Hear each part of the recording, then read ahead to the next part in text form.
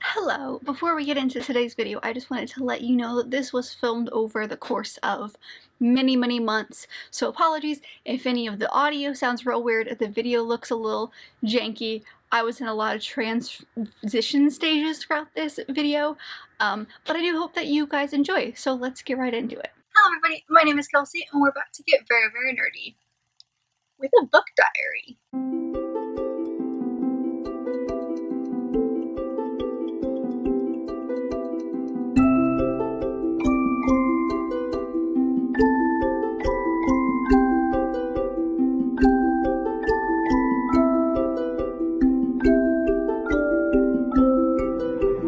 So I've never done one of these before, and I just had this idea, so I'm gonna try it. I don't know if this is actually gonna turn into anything, so if you're watching this, it did.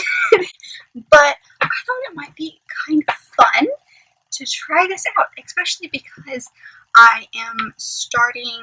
I should probably tell you what the book is. So I think I'm going to try to do a book diary for the Infernal Devices series because I've never read anything by Cassandra Claire before. I've never been involved or I've never been part of the Shadowhunter world. That was my best friend Lauren. That was her fandom. And I tried to get into it a little bit, but I never really did. So doing this, we're buddy reading this book specifically in May. We'll see. I might love it enough, but I want to see if I can try out this trilogy because it's set in Victorian England, which is the reason I wanted to read it, because I wanted to read something from her favorite author, because obviously that's what best friends do, and I hadn't yet, so I wanted to give this a shot. So this is actually Lauren's copy. She is like me and collects multiple copies. Let me be honest, I'm like her, and I collect multiple copies of my favorite books. And so this is the paperback of this edition that she sent my way with this lovely bookmark, which obviously I'm going to be using. I do know a little bit about the world. I haven't read, like I said, anything by Cassandra Claire. I haven't read anything in the Shadowhunter world, but because Lauren loves it so much, I hear a lot about it. And I have seen the movie. I saw the movie when it first came out. And then Lauren watched the terrible TV show that came out on Freeform, I think. And I caught up for a while. I watched the first season or two. First season and a half maybe. And so I know about the world. I understand how the magic system works. I understand all of the little itty bitty things about this world. What Shadowhunters are. What Downworlders are. What mundanes are. I understand all the terminology and everything, but I've never read the original material. And Lauren said it was okay that I hadn't read anything, and that I can still go into this one because I still could understand what's going on. I'm starting this today. It's the 1st of May. We are buddy reading this book in the first few days of the month, so I'm going to be dedicating a lot of my time to this. So I'm not quite sure when you're going to see this. You probably won't see this anytime soon. I don't think it's going to take me a very long time to get through it. I also have the audiobook of this on Scribd, so I'm going to be listening along while I read along. And I've kind of calculated it that chapter 11, which is about 250 pages into the book, is right about halfway. So today is Friday, and I've given myself 3 days to get through this part. And we're going to talk on Sunday sometime about the first half of the book. And then we're going to read the second half in the next 3 days. And then on Wednesday, we're going to talk about the second half of the book. And I'm just really excited to get started. So, come along with me as I talk about this book. I don't know what's going to happen. It's going to be interesting. The sun came out. I am going to put a spoiler warning on this just because I'm going to be giving my in-depth thoughts on this book. So if you haven't read this and you don't want any spoiled, I'm going to be talking about all the nitty-grittiness that is this book. So I'm not going to hide anything back. So you have been warned. So I'm only in chapter 2, but I already have some thoughts. So Will Herondale is my favorite. I love his sass. He makes me happy. I understand why people like him so much. So he's already my favorite character, and I feel the fact that I don't even know where I am. The fact that I'm only a handful of pages in, I'm not even 50 pages into the book, and I can tell that he's going to be my fave. So and I'm already like invested in this world. That's a good sign, right? Another thing that I really like about this is that the Tessa character is a downworlder, and she's like a main character, and like we don't know her past, we don't really know who she is, we kind of understand her power, but like we don't really know, and like none of the people, like none of the Shadowhunters really know either. But like I love that she's a focus. Like I realize with like the original series, like Magnus Bane is like a downworlder and is a big character, but I love that like one of the like main three, because I know there's gonna be 3 main characters in here. I know like one of the main 3 is a downworlder, and I just love that so much. And the fact that this is in like a Victorian England setting, and like all of the things are historical, it just makes me happy. So it's like a few hours later, and I am on chapter 5. I'm just about to start chapter 5, so I've made it almost 100 pages in, but I'm invested. I am so invested already. I will say that having a little bit of knowledge of the world I think is helpful, because she's relying on the fact that people know this world. I mean, they describe what Shadowhunters are a little bit to Tessa, because she's come to this new place and doesn't like really know anything. And so they do kind of describe stuff to you. I think having a little bit of knowledge going into it was helpful, because the Shadowhunter Institute is in like an old abandoned church or something like that. And so Tessa's asking about why no one is like freaking out about why they've taken it over. And the girl she's talking to basically says, well, they can't, you know, like they don't really notice us. And she brushes it off and kind of makes it sound that like mundanes are not paying attention, which I guess is true, but I've always understood it as like they can't see Shadowhunters. Like they're basically invisible.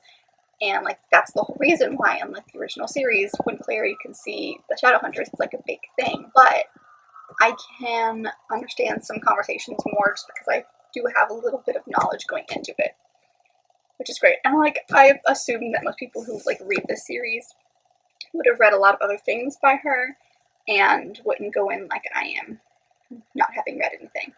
But I do have some knowledge, so that's helpful. Hello. It's like 2-3 days later? I don't even know. And I've been like reading over the course of those few days. I've been reading a few chapters each day or so, but I've made it to the halfway check-in point, and I'm going to be FaceTiming Lauren in less than an hour, so I thought that I'd like come on and just kind of tell you my thoughts so far, because y'all, this is good.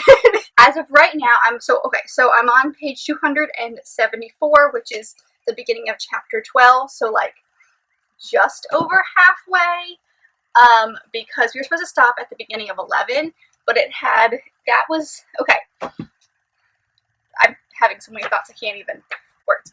We were supposed to stop at the beginning of chapter 11, however, that was right about where Tessa was transformed into Camille, the vampire, and was going undercover to this, like, the vampire ring that they were doing, like, harm on humans, and the human that they were doing harm on this time was Nathan, Tessa's brother. And so, like, that's where it stopped, and I was like, no, no, no.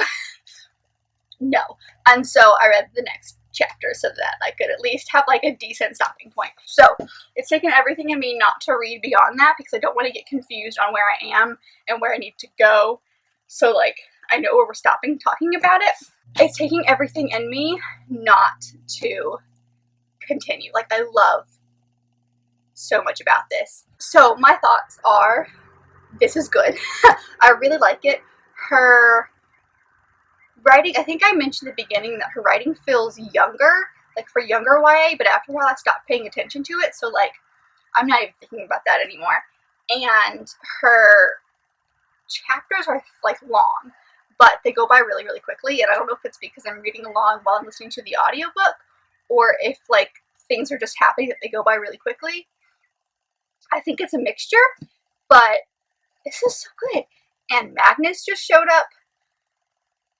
And, like, I don't know a lot about the main series, but, like, I love him. Like, I already knew that I loved him. So, That was really good. I'm envisioning, oh crap, that actor who played him in the TV show that was in Glee.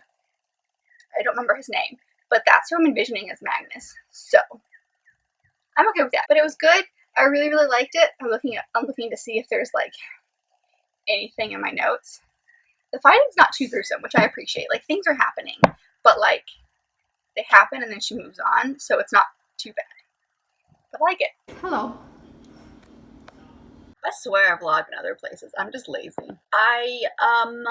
It's late. It's like 2:30 and I like just woke up. That's not true. I woke up like an hour ago. Because I finished Clockwork Angel last night. Well, this morning. Like super early this morning. Y'all. So let's just dive in. As you guys saw, I did the Skype date, FaceTime date thing with Lauren yesterday. We were talking about it, and all I wanted to do was read it. Like, I finished up to where we said we were going to stop, so I forced myself not to continue reading because I was like, no, this is where we're stopping, and I want to like not get confused by what's about to happen.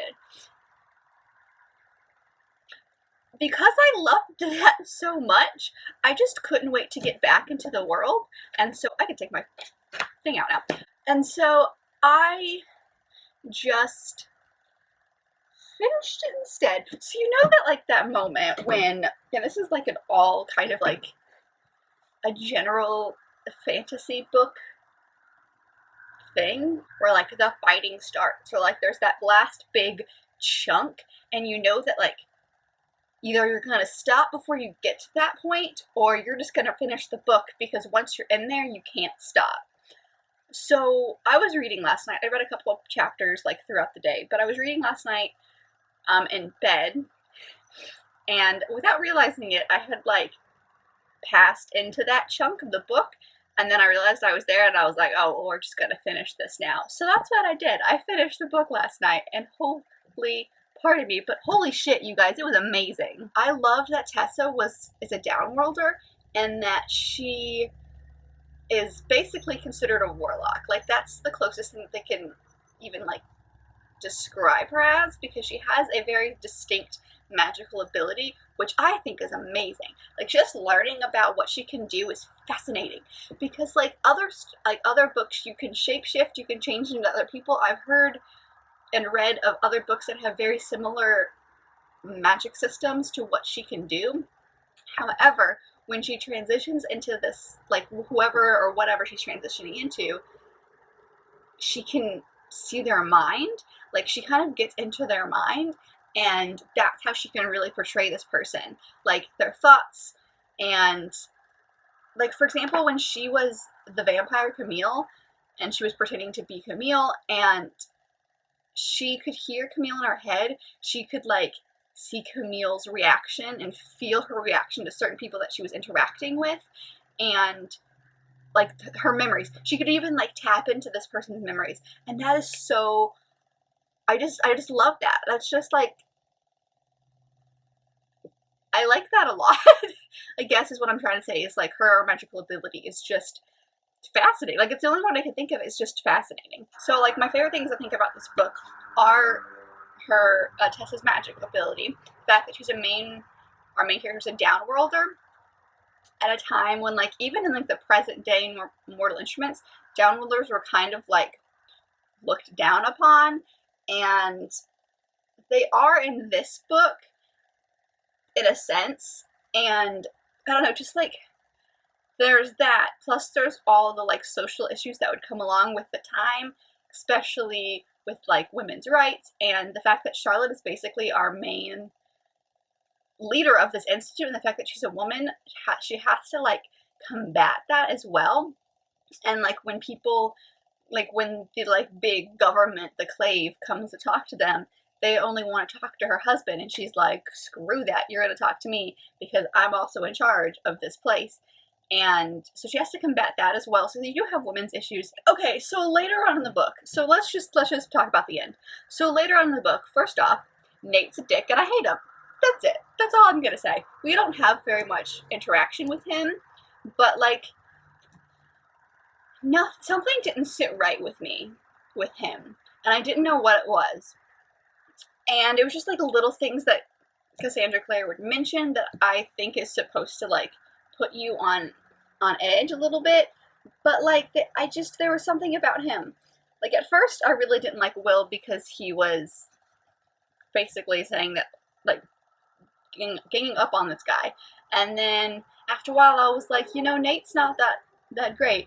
And then when the entire like Henry and Charlotte and the Clave went to go find the vampire guy, De Quincy, and left everyone else there, I was like, there's still too much of this book left. Something's gonna happen. And then when Will and Jim were basically sent away to go find the Dark Sisters, these warlocks, I was like, okay, something is not what it seems, and something's going to attack this institute because all the Shadowhunters are now gone, basically, except for Jessie, and she's not reliable. And then the more I thought about it, the more I was like, watch Nate switch sides. Like, he's going to be the one that, like, orchestrated this whole thing. And if I was not correct, he didn't orchestrate the whole thing, but he was a pawn for the Magister, who I did not see coming. Like, who the Magister actually was, I didn't see coming. I did honestly think that De Quincy was the Magister the entire time until we were told that he wasn't. Which does make sense, because the fact that they told you who the Magister was, but, like, not even halfway through this book, I felt like that was too quick of a reveal, and I was a little bitter about that. But the fact that he wasn't actually, and he was just a pawn, basically, I liked that part a lot. The fighting, I felt like it was okay. It wasn't as grotesque, because I've talked about this before. I don't like grotesque. I don't like gruesome. I don't do well with bloodshed. Like, that's not my thing, which is why fighting is hit or miss with me. But because most of the people in this book are robots, it was okay because it was a lot of metal. Unlike fighting robots or fighting metal creatures is not going to be gruesome. Like, if their head gets chopped off instead of blood, it's going to be oil, and like I can deal with that. So the fighting didn't bother me. The thing that I just like, and it's a very tiny moment, and it's not even important really to the plot. Jessie. Look, okay, so Agatha as a character was the cook. She didn't have that big of a role, I feel like, so I feel like her death wasn't... I mean, it sucked, don't get me wrong, I don't want people to die, but like her death didn't hit me as hard as Thomas's did. Like, that one got me. Ooh. But Jessie straight up left Thomas to like hide, and Sophie and Tessa are like, what is wrong with you? Why would you do that? And she goes, well, he's a dude. He should protect a lady's honor. And she's like, you are a shadow hunter trained. Whether you want to be a shadow hunter or not, you are trained. Thomas is not really trained. I mean, I think actually he is a little bit, but like, he doesn't have the same abilities as a shadow hunter because he doesn't have that strength of angel blood, and he straight up just left him to die. I wanted to slap Jessie across the face so hard. I could not stand her. So, like, I didn't like her before, but, like, I really don't like her now. But the whole switch with Will, I don't understand. Like, I realize that we're not really supposed to understand the full picture, and we get, like, a little bit in his head, and we see, like, bits and pieces of his, like, in his own head, his history. But, like, I don't understand, and the fact that he just shut down completely really annoys me. And, like,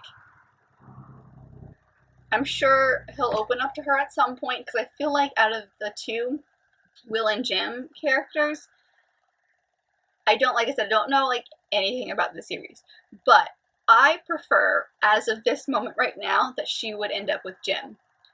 However, I have a sinking suspicion that she is going to end up with Will, which makes me think that something's going to happen, and she's going to like open up to him, and he's finally going to tell her about his past, or she's going to figure out his past.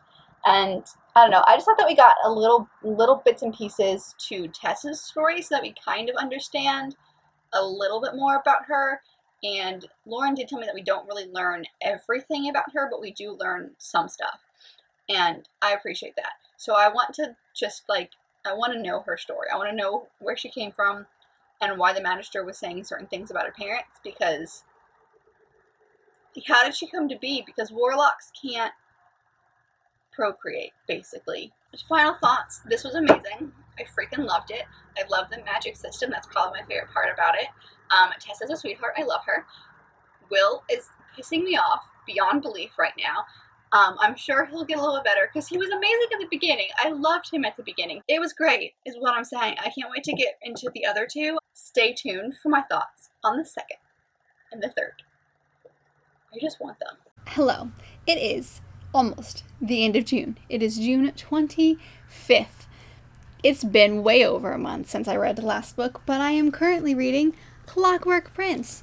So I'm here to talk to you about it and kind of start this section of the vlog. I am somewhere in chapter 7, so 140-ish pages in this. I am loving it a lot. We just got to the point where Charlotte's been getting some slack, and then the Lightwood brothers are coming to the Institute to help train them, and we've also just gotten to the part where we meet Will's parents. No, we meet, what am I saying? We don't really meet, but we see the part where we are introduced to who Cecily is, which is something that Will has mentioned a couple times in the first book, but we don't know who she is.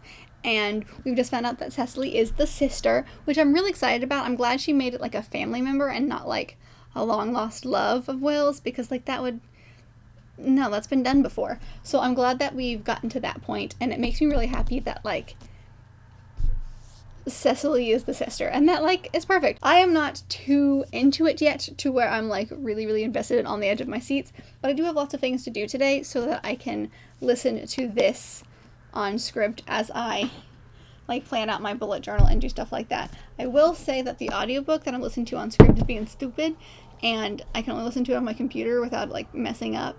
So we're doing that. And also for some reason the audiobook has two narrators. So you have a male and a female narrator, and I just am confused because this is all in third person. So when you look at the actual book, there's no like switch between people. It's all third, and it's all like, yes, you switch between being in people's heads, like Will's head or Jem's head or Tessa's head or even Sophie's head, the one of the maids, but there's no like switch and there's no like change in point of view.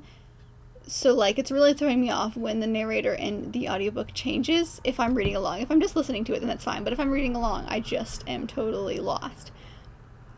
But I am enjoying what I have read so far, and I am curious to see where it's going to continue. I'm glad that at the very beginning we see a scene between Will and Magnus where we figure out what they're doing like right away. There's a cliffhanger from the first book to this book where we don't know what they're doing together. We just know that they're working together on something.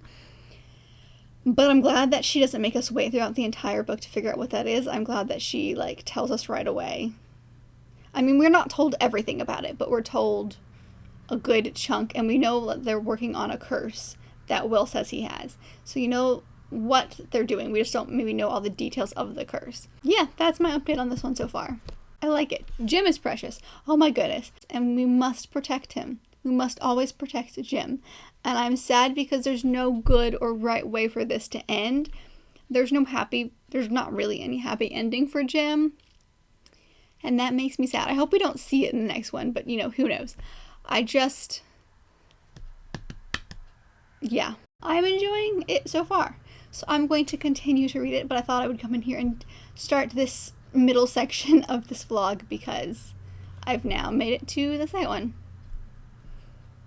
Okay, it's like 2 minutes later, and I've just gotten to the part where we figure out what Will's curse is. Like, it feels very obvious that I should have known and seen that one coming. But I didn't, and I'm shook. Shook! Hello. I just need to share some things with you. I don't know why the white balance is all kinds of all over the place. There we go. That's better.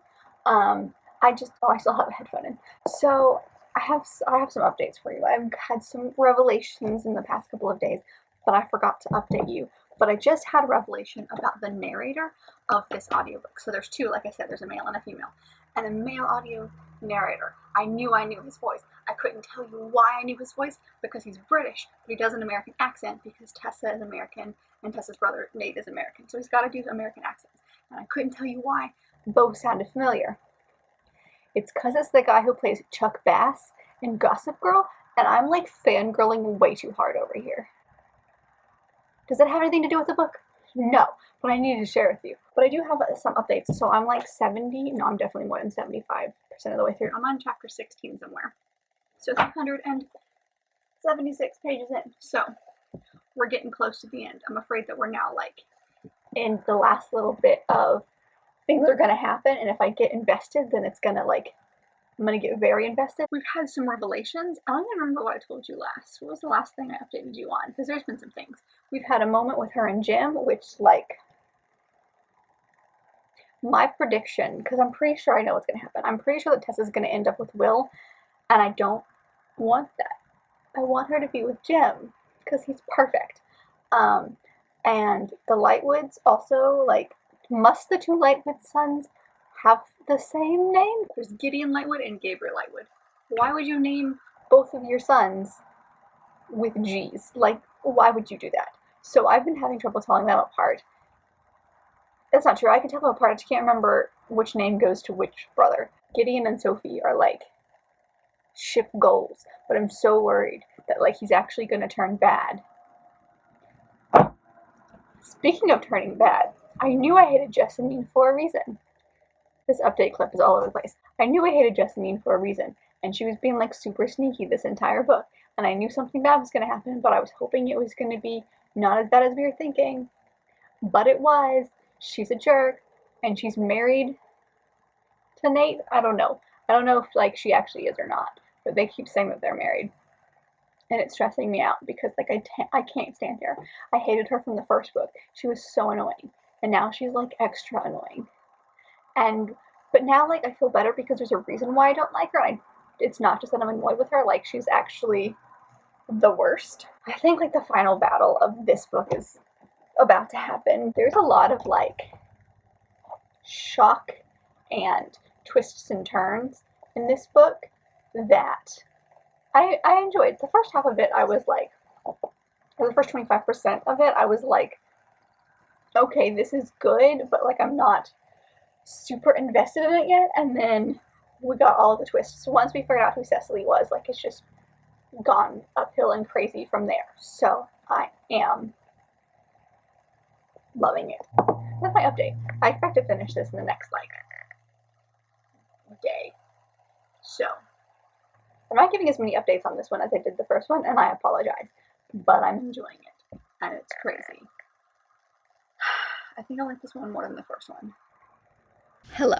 So I'm here to wrap up this middle section of the vlog because I have finished Clockwork Prince, and it was fantastic. So I actually finished it yesterday, but I haven't been able to like sit down and talk to you about the things. Everything just shook. Talk to you about some things. So let's dive in. This one didn't get as fun of a vlog as the first one, I think, but I do have quite a few theories about what book 3 is going to look like. I ended up giving this one 5 stars as well. I think I really liked the plot of this one more than the first one because there was lots of twists and turns. The last little bit, there was a lot of like scandal and like blackmailing, especially with the Lightwoods. There was just a lot about like some scandal and some twists and turns that this plot just like was perfection to me. This one really solidified the love triangle more than the first one, and I think that this book is like mainly, or at least this series is mainly love triangle heavy. It's like the plot is good and I do enjoy the plot, but I've seen a lot of people talk about how this is like love triangle heavy, but I just really enjoyed the plot of this and it was great. There's one thing that like did drive me a little bit crazy, and I think it's for convenience reason, is that this is set in Victorian England, right? So there's a lot of talk of impropriety and being left alone with a man, and being dressed as a man is not okay, and like they always have to be in like ridiculous outfits and like all of the things that you would expect from like a historical fiction book and from history itself. But Shadowhunters are different. They act more modern, and it's okay if they're in the same room. It doesn't really matter propriety and society wise what they do. You know, they encourage you to train and have your own like outfit that is pants.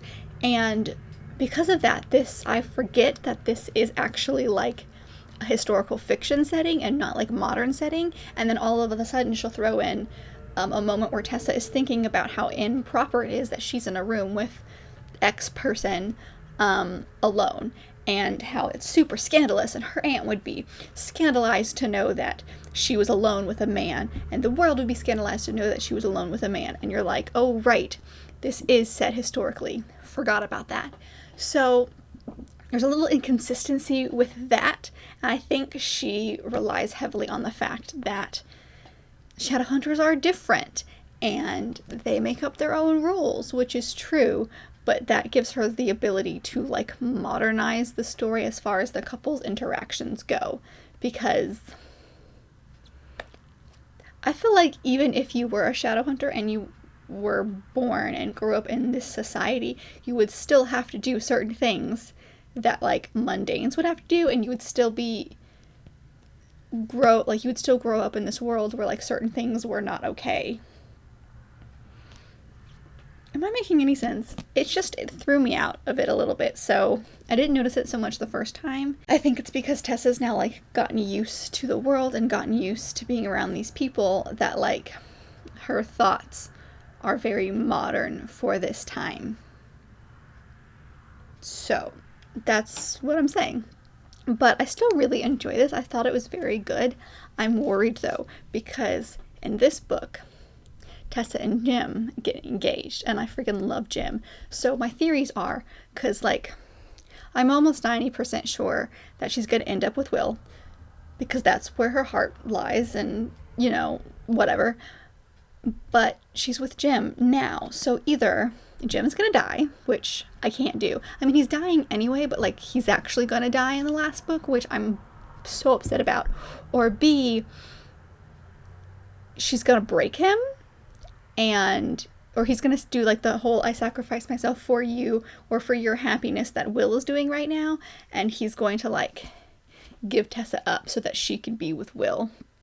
I don't like either of those options, because Tessa's doing the whole like, I sacrifice my own happiness for the happiness of somebody else I care about.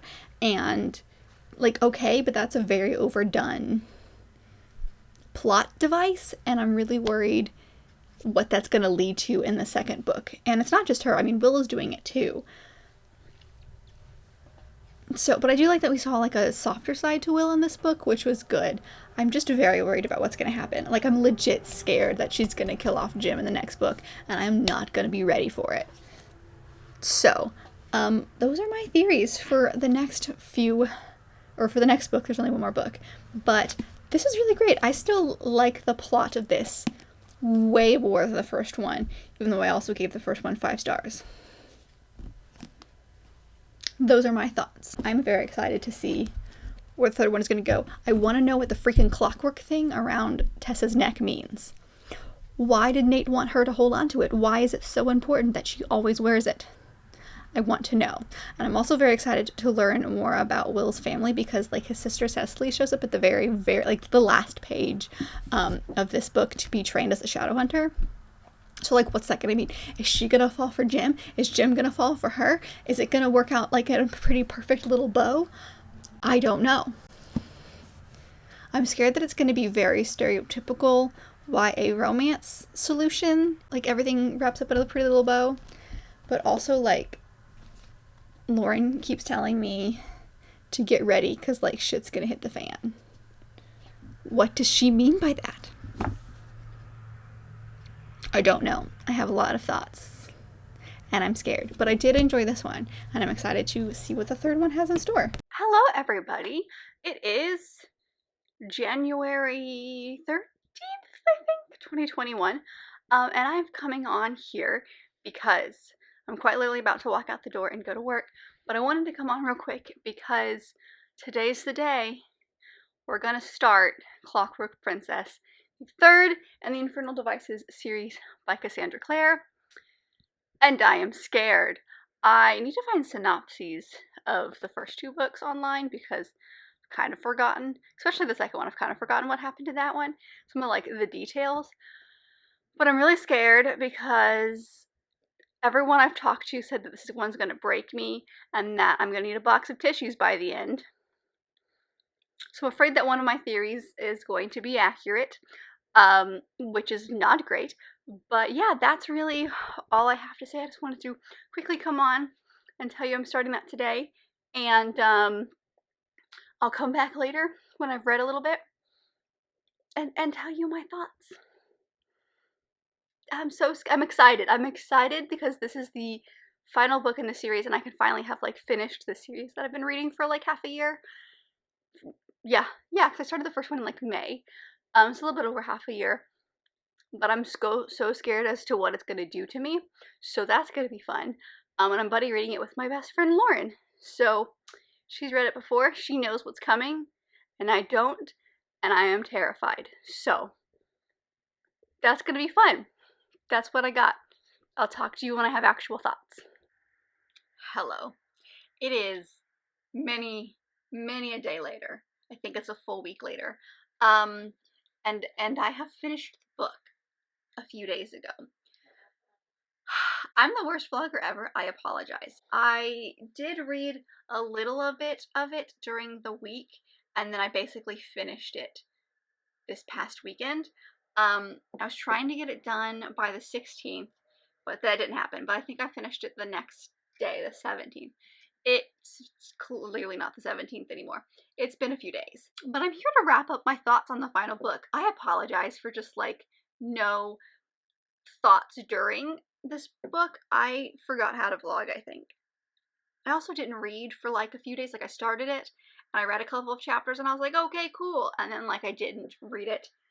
And then I like devoured the whole thing in like 2 days. But I'm here to tell you my thoughts on it because I do have some. I gave it 5 stars. This is for sure my favorite in the series. I really enjoyed this one. It, plot-wise, was so much fun. I don't really have anything to say about the writing or like character development or anything like that because I feel like everything I've said in the past, like everything that I would have said about writing, I would have said in the first, like when I talked about the first book. And then anything I had to say about character development, there was some, but there wasn't some. This one was mostly like the plot was great, and that's why I loved it so much. The plot, oh man. So I understand. Everyone, literally everyone, including Lauren, some of you guys told me when I mentioned that I was reading this book that I was gonna need a box of tissues. Y'all were not kidding. I broke so much. And I expected to break at the end. Like my thought process was this, that something bad was gonna happen with Jim, because clearly he wasn't gonna survive this series. Like there's no way. With his like serious illness thing that he's got going on, there is literally no way for him to survive. So he's going to die in this book. That is what I assumed. And then I assumed that it was gonna happen near the end. Like something was going to happen, he was going to die in a big fight. It wasn't even going to be because he didn't have enough of his drug thing that he needed. It was going to be he died in a battle. And that's why I was going to need like tissues at the end of the book. That's what I assumed. Man, was I incorrect, because I'm pretty sure he died like halfway through the book. And I was really bitter at first because there was no ceremony. Like there was absolutely nothing about it. He and Will had a moment, which that's what broke me first, was when he and Will had a moment, because like Will was talking to Magnus, talking about all of this stuff about he needed to go after Tessa because Tessa had been kidnapped by these like automaton creatures. And that's when Jim found out that Will was in love with her. And that's when they basically, like, didn't say goodbye, but they kind of said goodbyes. And, oh, that whole scene got me. And so I was like, oh no, when he actually does die, it's going to be right as Tessa gets back, or like something like that, so they can have their moment. And then all of a sudden he was just gone, and like there was no talk about it. And I was really bitter because I was like, are you kidding me? We've built up this death basically the entire series and we're going to get nothing for it. And then I was a little suspicious because I was like, I was real mad basically at how much lack of talk there was. It was just like, and he was gone and we're gonna move on. Like they didn't forget about him, because Will had this whole moment of like when he felt his parabatai die, he was like broken, and like we saw Will's reaction, and that was really about it. We didn't see anybody at the Institute's reaction. He was just like, his room was emptied and he's done. And Then we find out that he has become a silent brother. I legit gasped out loud. I did not see that one coming. I guess I should have, because there was that weird, like, air around his death where, like, no one talked about it, and, like, he was just gone, which did not feel right to me. So it makes sense now that we knew that he was a silent brother, because of, like, that would be what they would have done. I'm a little confused as to why he became one, because, like, they even talked about him, like, he and Tessa had a conversation earlier in the book about how he didn't want to be a silent brother. So I'm a little confused. Like, I'm not upset that he was one, because, like, plot twist, but, like, I'm just confused as to why all of a sudden he changed his mind, because that felt a little unrealistic. I wanted to know. I wanted to know why. I felt like we didn't get the why. So, like, that was my big first, like, oh my god, what moment. And then, just, like, the whole plot, it felt really well done. I was very confused at one point, because I felt like the climax of the book, like, happened with, like, 5 or 6 chapters left in the book, and I was real confused as to, like, what could happen beyond that. And it was really just, it felt very like, this is the end of the series, we're gonna wrap this up now, yay. Because, like, we had to figure out what happened to Tessa, and then we had to wrap up her and Jim, and Will and Jim, and then we had to wrap up basically everything that happened with, like, Charlotte being the consul, which, yay, girl needed to be in charge, finally. I loved seeing Sophie become a shadow hunter. I love seeing all of the relationships bloom. I did feel like it did kind of feel like everyone is shipped with somebody, and, like, Sophie and, oh shoot, which one was it? Gideon? That sounds right. Sophie and Gideon made sense because they had moments from the last book. Gabriel and Will's sister Cecily, not so much. I mean, I'm not upset that they were together. That's totally fine. Yay for them. Two of them being so polar opposites, I think they are very good for each other, but it felt like, it didn't feel unrealistic. It felt more like, oh, these are the last two people who aren't together, let's make them together. That's kind of the vibe I got. I'm not upset that Gabriel and Cecily got together. I think it was fine. It just kind of felt like she was pairing everybody off. Which, you know, whatever. But otherwise, like, I like how it wrapped up. The epilogue was a little confusing for me, because I think when she and Jim meet up on the bridge every year, I thought that was really sweet that they still continued their, like, friendship even though they couldn't be together. And, like, she clearly loved both of these boys. And I usually hate love triangles. Like, I do not like books that involve love triangles. It's too much, because for me, it's very clear from the beginning that there's going to be one person that they're going to end up with. So I liked the twist on that a little bit. It did feel a little picture perfect, tied up with a bow, for her to end up with both, in a sense. But I think there's something that happened in the first book about the Silent Brothers that I've never read, so I don't not the first book, the first series, that I just don't understand, because they mention the fact, because, like, in the epilogue, Jim comes back and he's human, and he is very, like, he talks about, like, there's a whole thing with the Fairchilds, the Lightwoods, and the Herondales, and that's all of the main characters from the first series. So I'm sure something happened in the first series that I didn't understand, because he's hinting at something, and that's why he's human, so I didn't understand why all of a sudden he was human. So there's something I'm missing, because I didn't read that series. It still, like, I could read this fine, and, like, I could tell that was a callback to something, so there is a reason, I just don't know what it is. Which, it's fine, it happens. But otherwise, I think I really did enjoy this book. My only question now is Jim actually human, or is he like Tessa and he's immortal because he was a silent brother? But, like, silent brothers aren't immortal, but he was alive for over 100 years. Otherwise, I really did enjoy this. This was a very fun series. I'm glad that I read this as my first step into Cassandra Claire.